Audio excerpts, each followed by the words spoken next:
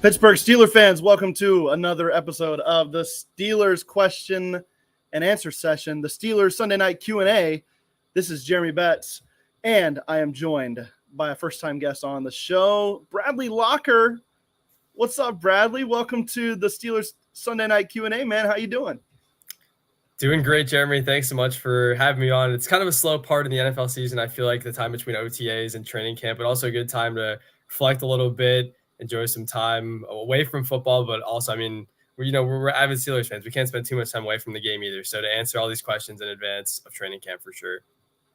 Absolutely. And we were talking off screen a little bit about your busy schedule during the fall, working with the Northwestern website, running that, I think, right? You're kind of the editor in chief over there. That's awesome.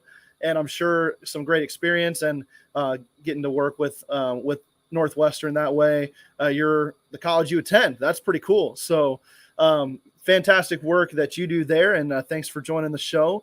Are you like me, Bradley, where this time of year optimism is just like you're trying to just keep it down, like squash this enthusiasm a little bit so as not to get too jittery and hyped up? Is that how you are? Are you kind of like, prove it to me before I get excited?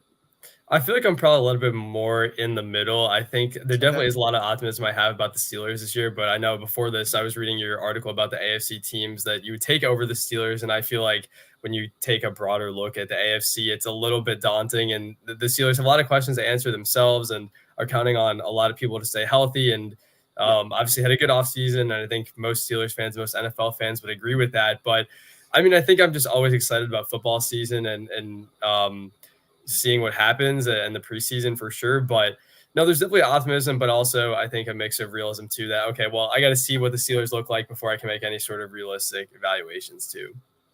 Yeah, absolutely. Some objectivity with the whole thing is very important. For me, I think, as a fan that just wants my team to succeed so much, I just start looking at schedules and I start looking at opponents, and I'm like, maybe they won't be as good as some of these teams, but they've got a chance to have one of the best records in the league just based on their schedule. And a lot of that will depend on who rises, who falls. If you just look at last year's numbers, obviously, but optimism seems to be running high for most, but absolutely need to keep a check on it just for the emotional side of things, not to get overly excited. So we've got some people already in the chat. Ron Schultz getting busy in the chat here. Russ Obenstein. I'm going to say Obenstein, maybe Obenstein. And then just me. Thank you for joining us so far. We're going to have more, I'm sure. And so thank you guys for joining in. Bradley, I wanted to kind of drive some discussion today, see if we can't get some good questions, some good mentions, some names to bring up here.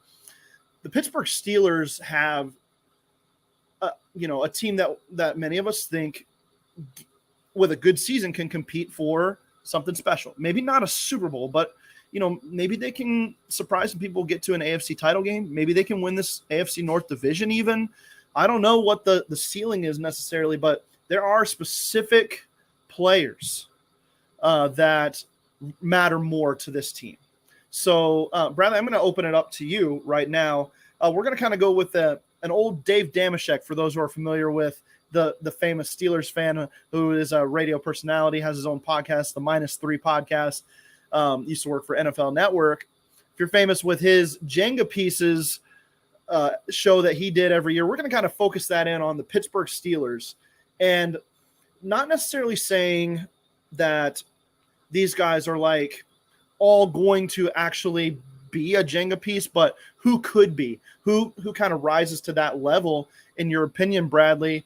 We know some of the big guys. You can mention those guys if you want to and tell us why you think that is, but maybe some under the radar guys as well. Who you got as a Jenga piece for the Pittsburgh Steelers in 2023?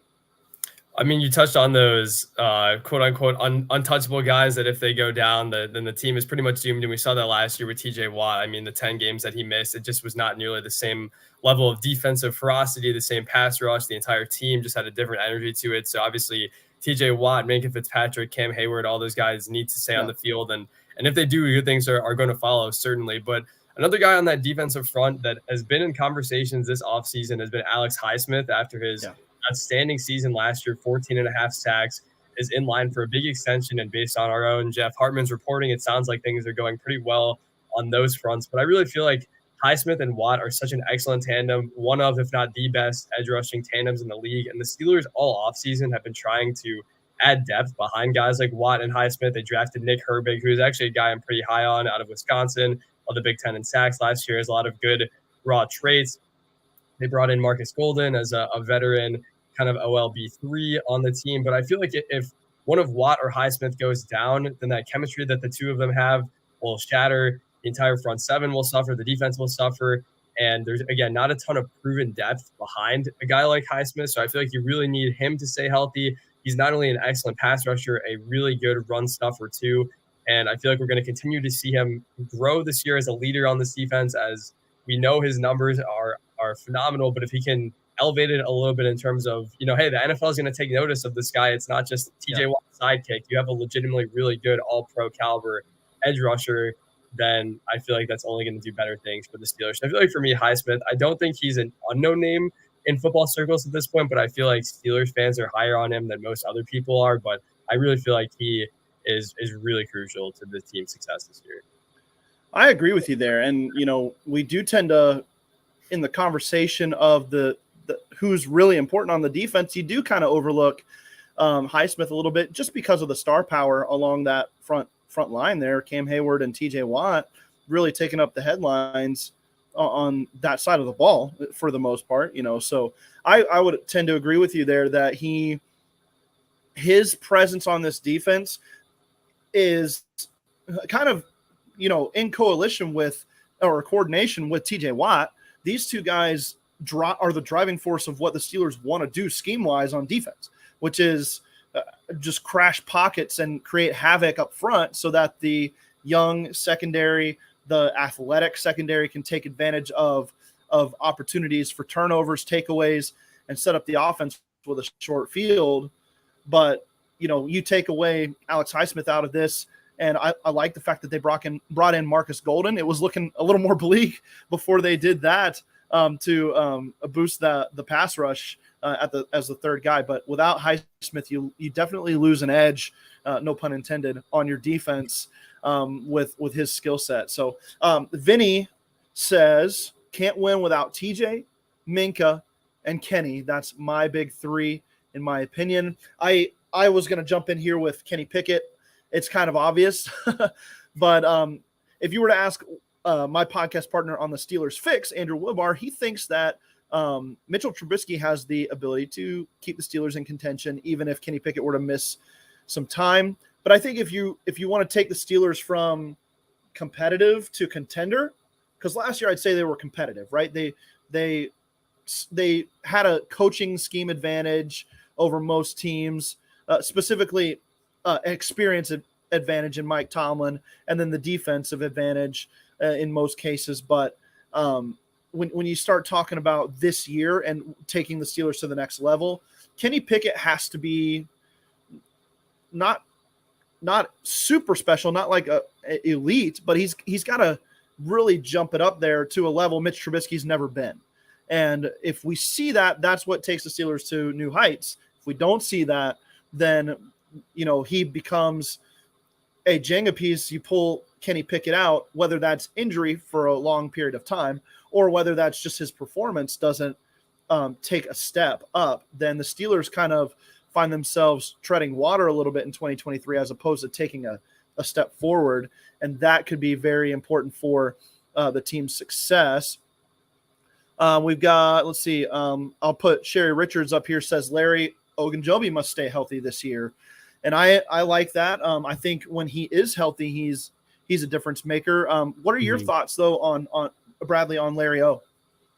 Very big fan of Larry Ogunjobi. I feel like, again, on a defense that has a lot of star power, he's still really underrated. I think he was productive last year, stayed healthy for the vast majority of the year. And again, this was a high-profile guy in with the Bengals when he entered free agency, was in line for a lucrative deal with the Bears, and then a failed physical kind of derailed everything. So people knew Larry Ogunjobi was a force to be reckoned with and came to the Steelers, just fit in pretty seamlessly. And the Steelers were looking for guys to step up and replace Stephon Tuitt, who retired before last season. And Ogunjobi fit in really well with Hayward. And especially considering the Steelers didn't get a lot at nose tackle last year, when you put Ogunjobi next to Hayward, that is a really strong tandem on the inside. And then, again, you complement that with Watt and Highsmith on the outside. And we know the Steelers like to be defensive line oriented defensively. Last year when the defense didn't get pressure, the secondary would definitely wilt a little bit. There would be cracks exposed, and Steelers are hoping that will be less so this year, even though there's some transition in the back end. But I definitely agree that Ogunjobi is probably one of my favorite players, just because I think a lot of people sleep on his abilities. And when you watch the tape, he consistently makes a good effort and does what he's asked to do.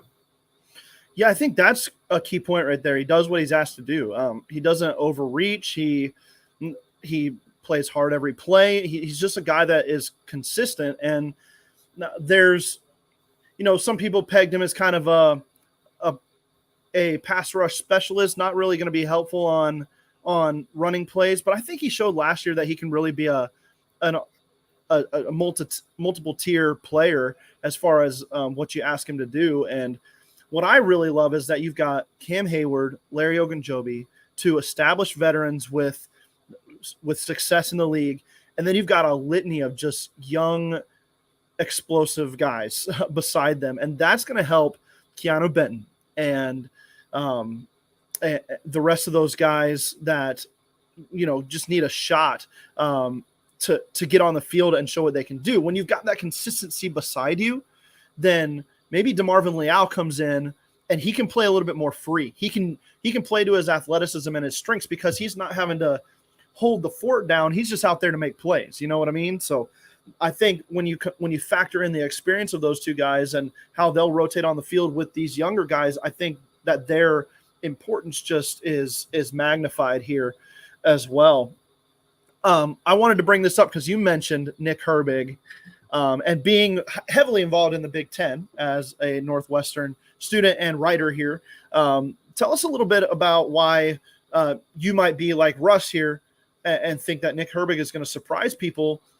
He obviously his energy is infectious, and he just brings a lot as an edge rusher. But there have been questions about can his skill set transition to the NFL. Tell us a little bit about why you think so and why he could surprise some people this year.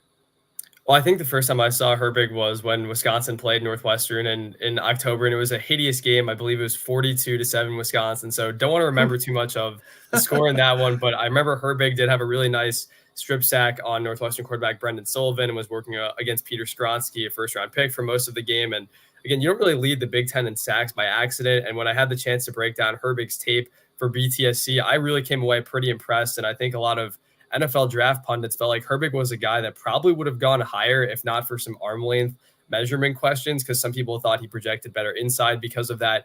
But I really liked his bend, his first step, his explosiveness as an edge rusher were all really good. And those are things that kind of innate traits. You can't really coach those as well. I think what he would do better with is some polish with his rushes, just not showing as much to tackles, better block shedding, things like that. But again, that's why the Steelers have guys like Aaron Curry, their new outside linebackers coach.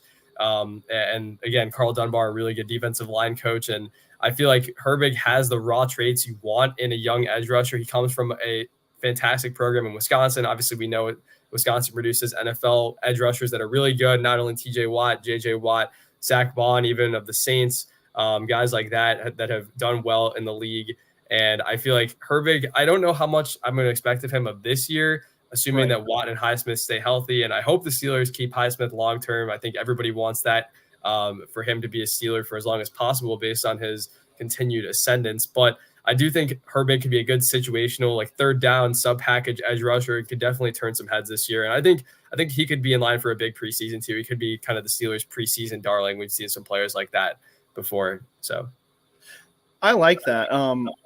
I'm excited to see what the Steelers training camp darling race is. You know, we do the Isaac Redman Award winner here at BehindTheSteelCurtain.com and the Steel Curtain Network. And so I'm excited to see who kind of rises up into that. He's a high end candidate on my list as well. I wanted to kind of make the point here that I think it's been underrated how well the Steelers have developed their own draft picks at edge rusher.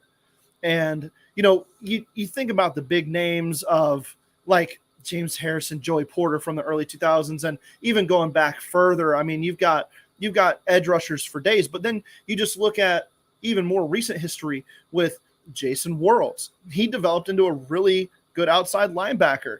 I think about, obviously James Harrison, undrafted player, and the Steelers stuck with him and kept bringing him back and giving him opportunities. And that, to me, that's development there as well. Even Bud Dupree started out a little slow, but over time, that development started to show. And yeah, it took a few years, but you got there. Alex Highsmith again, TJ Watt, obviously. What can they do with the traits Nick Herbig has? I think they can do a lot. So I agree with you there. It's going to be fun to watch. Here's a good question from Jeremiah Yoder. Hello, Steelers Nation. What's your take on Patrick Peterson joining Minkah Fitzpatrick and Joey Porter Jr. in the secondary, with Highsmith, Cam, and TJ Watt bolstering the line up front?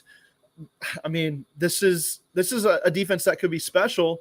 We've seen some, national media starting to take notice as well, that the absence of TJ Watt was just such a stark difference in what this defense did. And I think when he came back, they were like, super efficient, number one overall in points against and yards against when TJ Watt came back in the second part of the year.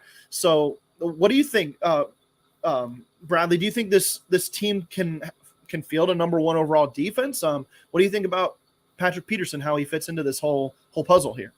I guess I'll start with Peterson. I definitely thought it was a surprising free agent signing, but Omar Khan has definitely kept all Steelers fans and writers on their toes, and this was definitely that type of move. I don't think anybody thought the Steelers were going to go after a really aging cornerback, but the thing with Peterson is I think the age is definitely deceptive. He's going to be 33 when the season starts, but he still has a lot left in the tank, and he was pretty good for the Vikings last year, according to some stats like EPA per play and even PFF grade. He graded out very highly.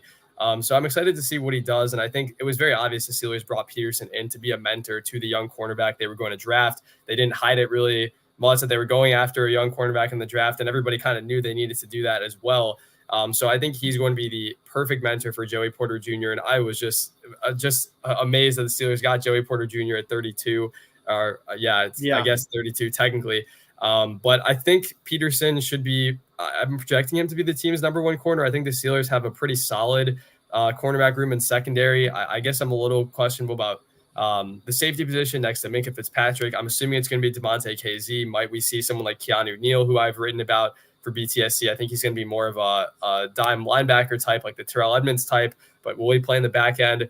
But I think the question is, how does it all look? Because obviously there is a decent amount of talent on paper, but how well does the secondary gel? Are they going to switch to more of a man-based scheme with Peterson? I think it's going to be more of the zone cover 3 that we've seen with Terrell Austin, but I think I was a fan overall of the Peterson signing. And again, not the guy I would have figured the Steelers would have gone after, maybe more of like a Rocky Sin who ended up with the Ravens, but I think a pleasant surprise nonetheless. And I feel like the second part about the number one overall defense, I don't know if my expectations are that high. I feel like defenses that the Steelers have had in the past, I feel like last year's on paper was maybe a little better because you had Cam Sutton, you had Devin Bush, who people thought was going to take the jump. You had Miles Jack, who people thought was going to be, again, kind of a nice duo with Bush. And obviously it didn't come together as the Steelers wanted it to, but we can talk about this more later. I didn't really love what the team did at linebacker, inside linebacker, especially this offseason. But so I don't know about number one. You got the Patriots, you got the Dolphins, teams like that look really formidable on defense. The Jets too, that whole AFC East is really good on defense. But yeah, I think the Steelers defense should be a pretty plus unit, especially with Peterson this year. Yeah, and don't forget about the team the Steelers have to face off against in week 1, the San Francisco 49ers. That defense looking pretty stacked as well again. I was looking at some total team EPA per play just recently, and the 49ers just blew everybody out of the water on defense. The Steelers were like 14th overall by the end of the season. And, the offense had kind of actually made a jump, and they were 4th overall in weeks 10 through 18 at the end of the year. So I made the argument on Twitter earlier, kind of a hot take, that the Steelers offense was actually better than the defense in the second half of the season. So I don't know, maybe we'll get some comments on that today, but I we'll see how this defense puts it together. It's going to depend a lot on health. And You're going to have to hope that these guys can stay healthy. Here's another question from Vinny. It says, how many points per game do you think the offense should average to help out the defense? More than 18, Bradley. More than 18 this year. And I think they will. But I also think that this offense is going to be designed to shorten games and chew clock. And, they're not going to be a 30 points per game offense, even if they're really efficient, I wouldn't think. But if that efficiency goes up, if their red zone attempts turn into more touchdowns, and they should with the weapons that they've got, this is put up or shut up for Matt Canada this year. And for, I wouldn't say anybody necessarily a player, but if Matt Canada can't scheme guys open in the end zone now, then what are you going to do with the basketball team that they've put around Kenny Pickett here? So obviously you've got to have execution and all that, but I'm going to go ahead and throw out a number here, Bradley, that I don't think is hard to, it is like too much of a stretch for them to get to, but I'm going to say 23 points a game. And that to me looks like that to me puts you in AFC North division winning contention. If you're putting up 23 points a game and your defense, obviously you're looking at holding teams well under 20 points a game, maybe getting other teams to that 18-point mark. That'd be great. But what do you think here, Bradley? What's a reasonable number here that the Steelers offense would need to do to complement the defense enough to be really good? I think 23 is generally pretty fair. That would have ranked right around 13th or 14th in the NFL last year. And I think, again, for the Steelers, you want to be probably around a top 10 to 15 offense is probably the goal for this year in terms of not only EPA per play success rate, which, as we both know, the Steelers actually excelled in the second half of the year, yes, but also, again, actually turning that efficiency into points was a big struggle last year. And I feel, again, the red zone numbers were not great. I believe the Steelers were in basically the bottom quadrant in red zone conversion rate and things like that. But yeah, I think around 23 sounds pretty reasonable. And again, if you're scoring 23 points a game, anywhere from 3 to 4 touchdowns a game, I don't think it's going to be a Chiefs type of offense where it's just totally humming and there are no hiccups, no turnovers, things like that. But again, I think, as you talked about with Canada, he has basically everything one would think he would need to run a successful offense, a very sound offensive line, a much improved and deeper offensive line, 2 really good receivers. And there's been a lot of discourse about Deontay Johnson, but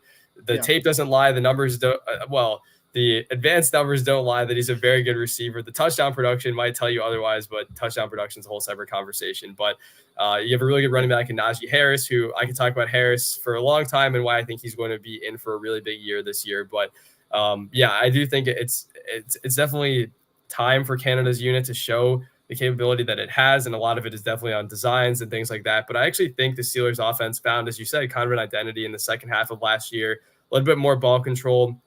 It's not necessarily a bad strategy, but I do think, again, if you can't put the ball in the end zone and you have the ball for 15 plays, it's pretty demoralizing for your defense that, we were off the field for 10 minutes and they only gave us 3 points. So I feel like, again, it's more about explosive plays this year, and a lot of our BTSC writers have written about that, more about play action and things like that, and getting more chunk plays, and that'll help the entire offense and especially Kenny Pickett's stats and other receivers too. But yeah, I think 23 is probably a solid goal. I don't know if the Steelers have a number in mind, but probably go somewhere in that ballpark too. Yeah. It's 4th of July weekend here. 4th of July is coming up on Tuesday. There's going to be lots of fireworks, I'd assume, in people's schedule here coming up.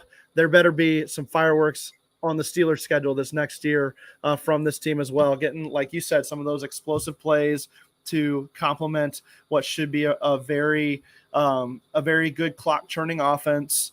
Then if you combine those two together, then maybe you're hitting what we're talking about here, and this team could take a step forward in a big way. We're going to take a quick break for those listening later on audio, but for those here on YouTube, just stick around. We will be right back. Don't go anywhere.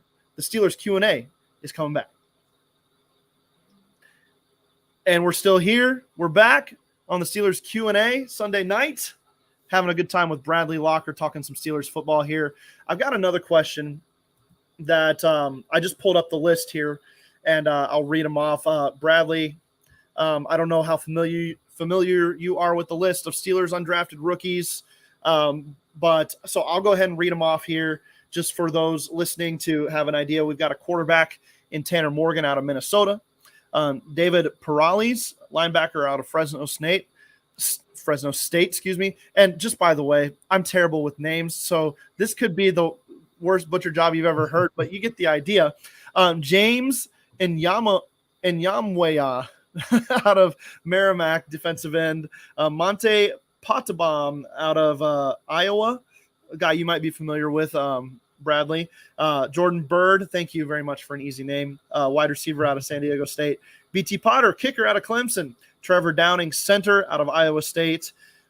Toby Dukwe out of Sam Houston State, a linebacker. And then Alfonso Graham, he's been getting kind of the most talk of any of these guys, running back, Morgan State. Do any of these guys stand out to you, Bradley, as potentially being able to surprise us? Is it Alfonso Graham or is it somebody else? I think Graham, as you said, has been getting the most buzz among Steelers writers, and sounds like he has a pretty cool story and is definitely motivated to make the team. But just frankly, I mean, being an undrafted free agent, a lot of the odds are stacked against you, and it's not really common for the Steelers to bring in a lot of UDFAs on the actual roster. I mean, obviously, Jaylen Warren was a real success story last year, and I'm very bullish on his abilities too. I mean, his pass protection, the way he finishes runs through contact, his explosiveness and acceleration. I think he's a really good RB2, and that's very tough to find in the NFL, let alone for somebody you didn't even draft. So don't know that I would expect anybody to have a Jaylen Warren type of UDFA rookie season for the Steelers. But a name that really intrigued me is probably BT Potter. Not that I think the Steelers would part ways with Chris Boswell, because I think that would defy most organizational logic that committed to him for the long term. But Boswell was just not great last year in terms of converting some of the kicks. And I feel like the Steelers record, even at 9-8, could have been a little better. Not only if the offense put the ball in the end zone more, but if Boswell converted some of those kicks that the Steelers were counting on him to make. And I don't know if he was 100% for the entire year. I believe he dealt with a hip injury.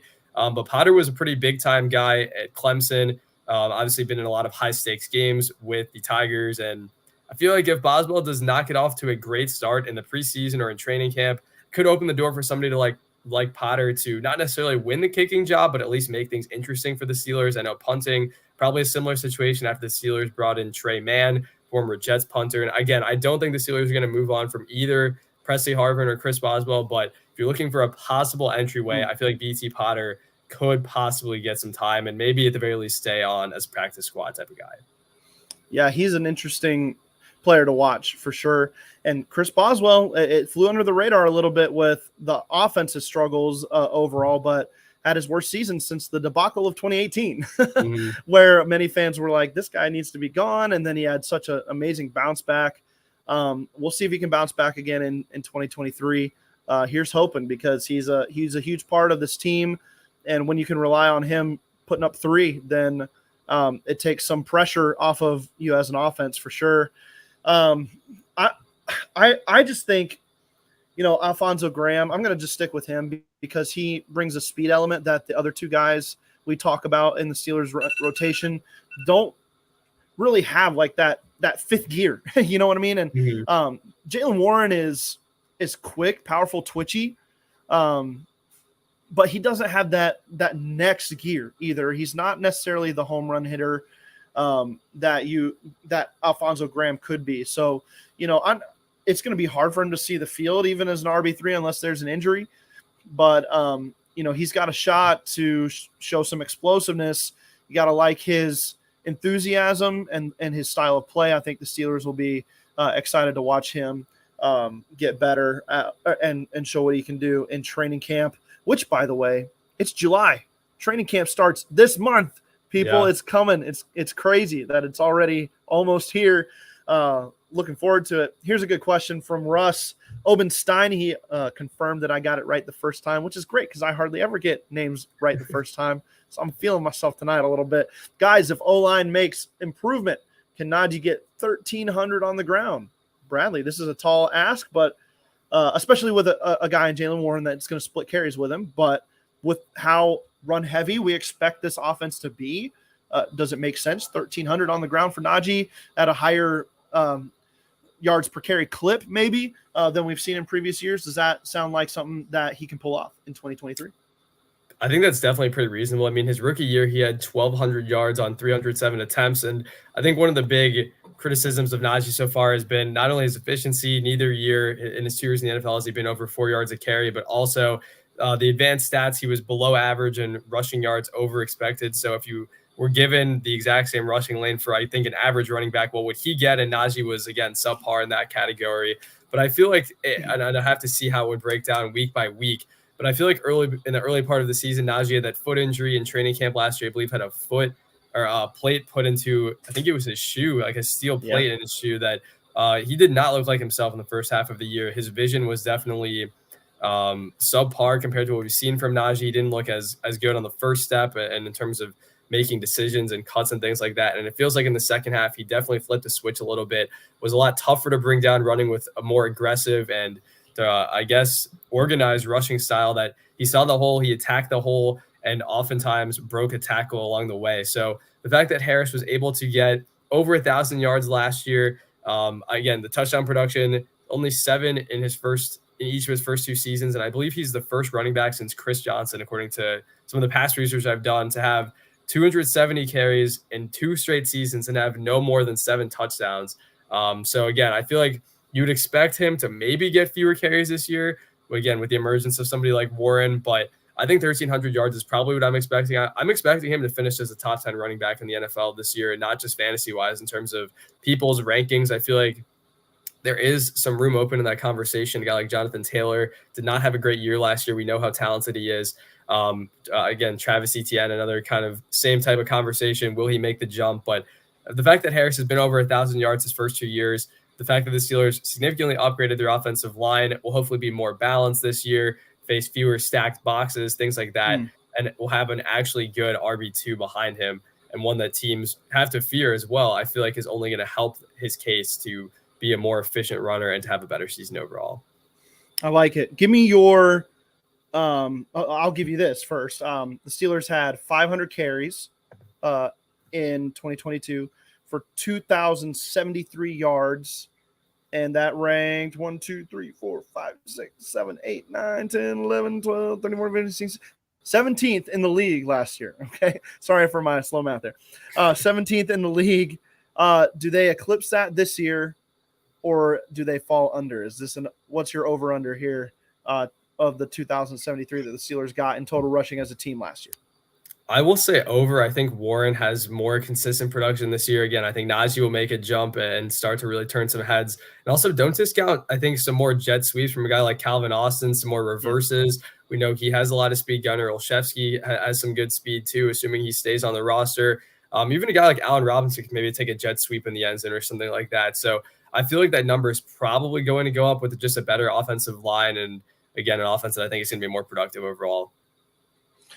Yeah, and don't forget Kenny Pickett and his athleticism. I think that was kind of the push here with, I think he had almost 300 yards rushing last year in a not a full season sample size. So maybe the team wants him to stick in the pocket a little bit more in 2023. But also Mike Tomlin has preached for years, especially in the latter days of Ben Roethlisberger, about quarterback mobility and how it's a major factor in today's game, and using it wisely is a huge factor. And with Kenny Pickett, that's a part of his game. You got to accept it as the Steelers coaching staff. And yeah, you want him to stick in the pocket a little more, but I think he helps with this rushing stat too. I'm going to take the over.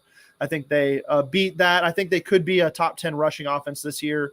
I think that would probably put them in a place where they want to be as a team based on the offseason moves that we've seen. Speaking of offseason moves, Jeremiah Yoder has a good question here. Bradley, you and I, neither one of us were around for this 1974 draft, but it is quite incredible, the statistics to come out of it. Jeremiah is asking basically that he's wondering if the 2023 draft class, which has gotten some clout as being equal to the holy grail of draft classes, that is the 1974 class. I don't know that I'd put it there specifically. Obviously, none of these guys have played a down yet at the NFL level, but I would say that I was very hyped for this draft class. I think that when you talk about Omar Khan getting talent at value picks, I think that was amazing. I like the maneuvering he did to acquire specific players, whether that was trading up in the first round to land Broderick Jones or trading down in the late third round to get Darnell Washington. Great moves. It seemed like the Steelers had a plan. They executed it. They got the players in that they wanted. I have high hopes for this class, but I'm not putting it up there with 1974 yet. Bradley, you concur? I definitely concur. I mean, there's, again, that draft class produced 4 Hall of Famers, four of the best players in Steelers history. So it's far too premature to say anything like that. And again, I feel like with draft class evaluations, you have to give it at least 2 to 3 years before you make any substantive conclusions. In 2020, it looked like the Steelers had one of the best draft classes in the NFL. They got Chase Claypool, they got Kevin Dotson, they got Kendrick Green, I believe, too. And everyone thought, oh my gosh, this draft class is just going to be sensational. And now we look back 3 years later and kind of think, retrospectively, maybe it wasn't as good as we thought. And again, you could blame the players for that. You could blame the schematics for that. But I just don't know that we can really fairly evaluate a draft class until time has passed. But again, I think it was a really good draft class overall. Maybe my only criticisms would be trying to get Christian Gonzalez and Joey Porter Jr. I feel like every single pick that passed, I was watching with my friend. I would just scream at him like, Omar Khan, you need to get on the phone, go trade back up for Christian Gonzalez. Yes. Because I thought for sure he was going to be a top 6 pick in this draft. And I thought his tape established that too. But I can't complain with really what Omar Khan did. Maybe attacking inside linebacker again, which I thought was kind of a vulnerability on the defense already. But again, it wasn't a really strong inside linebacker class. Maybe a guy like Dorian Williams, who's now with the Bills, he might actually start for the Bills with no more Tremaine Edmonds. But yes.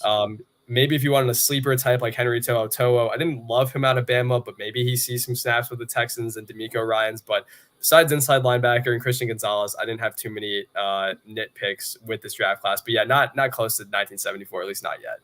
Yeah, I agree, 100% agree with you. And that I was sitting there doing the same thing. It's like, you've got these 2 second-round picks.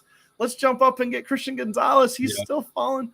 But the Patriots had a good draft too, landing him there. So definitely a player that we'll see. Did the Steelers miss out on one, or did they make the right move in trading up for their offensive tackle?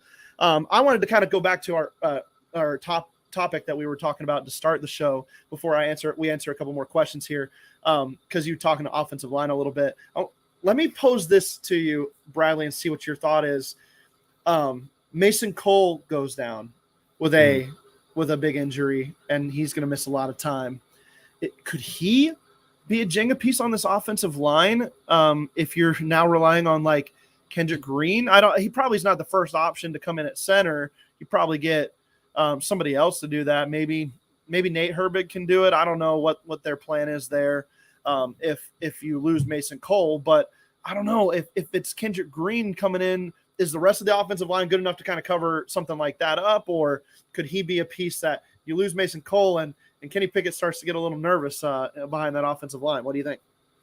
I think it's definitely, I don't know, with Cole, he's kind of a player I'm a little bit torn on because he did have some bright spots last year. It seems like he has good camaraderie with the rest of the team, that he had an immediate bond with Kenny Pickett and seemed to nurture him into the NFL. But at the same time, he definitely left some plays to be desired, did not always execute all of his blocks. And I actually thought center would be a position the Steelers would consider upgrading this offseason, because I believe Cole will be a free agent after this upcoming year. Was not really a high prize guy when he came over from the Vikings, had always been kind of a backup, and now has finally gotten a chance to start with the Steelers.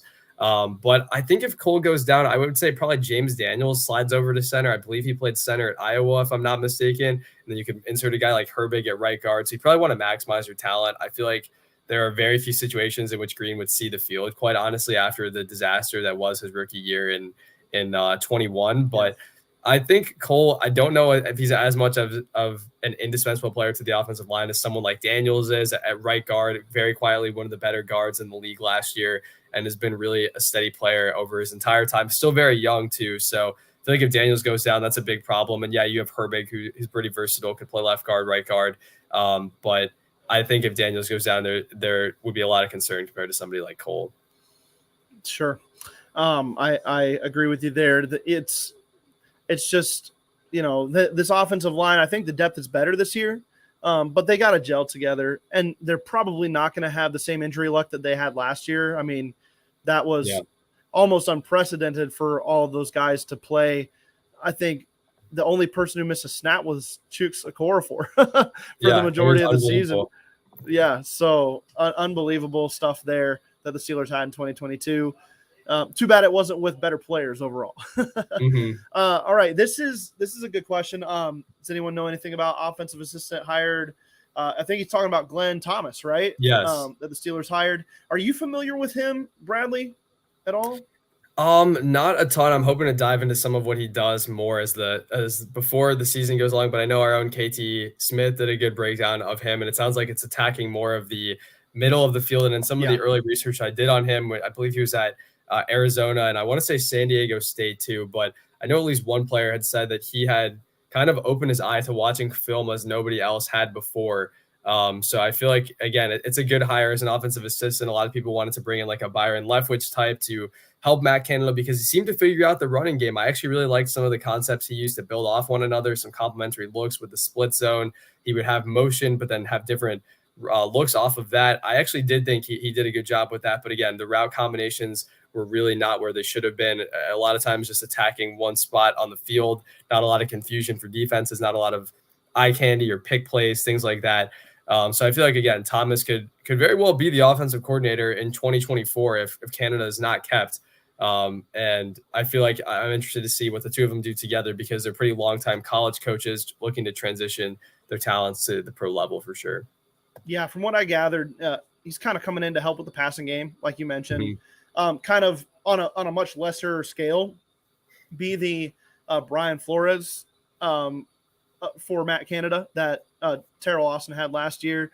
Just kind of helping with different aspects to add a different line of thinking and maybe boost the efficiency of it in a specific area. So yeah, I agree with you though. Matt Canada struggles, and the Steelers might have brought in a guy to replace him down the road. I think you got to give Mike Sullivan probably an interview there as well if things go sour. But that's a good question. Go check out KT Smith's work on that. I think it's on BehindTheSteelCurtain.com. If I remember correctly, he did a piece on Glenn Thomas. Good question there from Russ.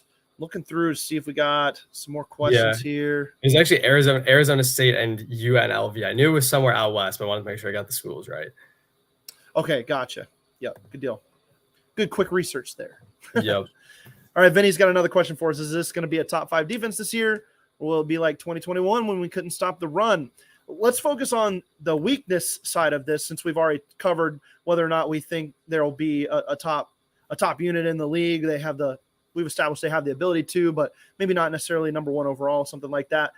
What's the potential weakness here, Bradley? Is it stopping the run, or is it something else? Is it covering tight ends with this linebacker group? What do you think? I think you really hit the nail on the head. I think it's the linebacker group, and especially coverage with the linebackers. It was a big problem last year, quite honestly, on the Steelers defense with Devin Bush, Miles Jack, Robert Spillane, and really none of them was very good in terms of coverage. And it would especially be on RPOs where the run would be faked, and then all of a sudden the linebackers would be kind of sucked into the middle of the play, run a slant or a dig right behind them, and then all of a sudden it would be an easy 5 to 10 yards almost every single time it happened. And it feels like the Steelers did not really try to address it or notice it as a flaw in their coaching throughout the season. And then I think coverage linebacker was one of the biggest needs this offseason, besides helping the offensive line, besides getting another cornerback, especially a young cornerback. And I just don't really know if Cole Holcomb or Landon Roberts is going to be able to improve in that area. Neither one of them has really been touted as a coverage linebacker. The Steelers could have gotten someone like Jack Campbell from Iowa in the draft if they really wanted to help that area, maybe even like a Drew Sanders. So I'm very skeptical of that and hoping to see some better results there. But if offenses have watched tape on the Steelers' opponents last year, they're going to see that the middle of the field was open a lot of the times. And that's because of the shaky coverage from linebackers.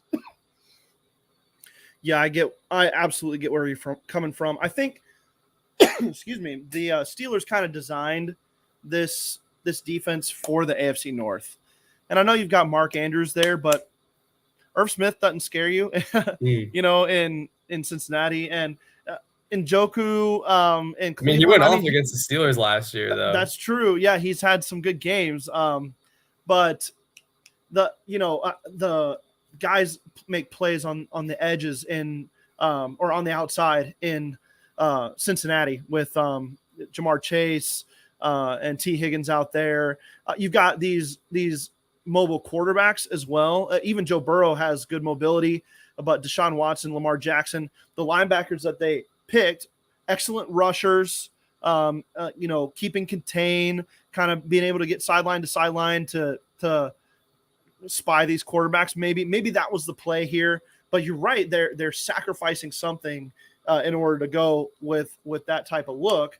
So we'll see how it all plays out. But I don't think stopping the run is going to be necessarily the weakness of this team. There's some thoughts that it would be that, but the plays that they made as far as bringing in players, if anything, it was more lean towards guys that actually do stop the run as opposed to guys that help in coverage a lot. And even Keanu Benton, he's got pass rush upside, but he's going to play nose tackle. He's going to probably be asked more to fill gaps and stop the run. That's going to be kind of his calling card, especially as a rookie, while the team develops those other parts of him.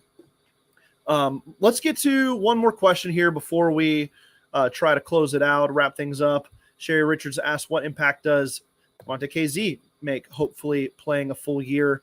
I think the safety group is very interesting. It's going to be a position group to watch in training camp in the preseason. I know they're not going to show their full hand here, but how often Damontae Kazee, Minkah Fitzpatrick, and Keanu Neal are all on the field together from the reports that we see out of training camp. It's going to tell us a lot about maybe the schematics that the Steelers are going to try to use on the back end here.